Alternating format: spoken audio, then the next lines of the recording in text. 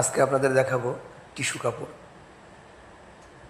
একটা শার্ট বানালে সেই শার্টটাকে ভাঁজ করে একটা মেজের বাক্সে ভরে রাখা যাবে। সেই টিস্যু কাপড়, জাপানি টিস্যু কাপড়ের প্রসেসিংটা আজকে আপনাদের দেখাবো। আর এই ডিজাইনটা হচ্ছে টুয়েল ডিজাইন। এই দেখতে পাচ্ছেন, এটা হচ্ছিল টুয়েল কাপড়। তো এ হচ্ছিল কাপড়ের জমিন, আর এ হচ্ছে বাইনের সুতা। বাইরে চলতেছে। আর এইটা হচ্ছে পিছনে, এটা পাকাইনা কাপড়।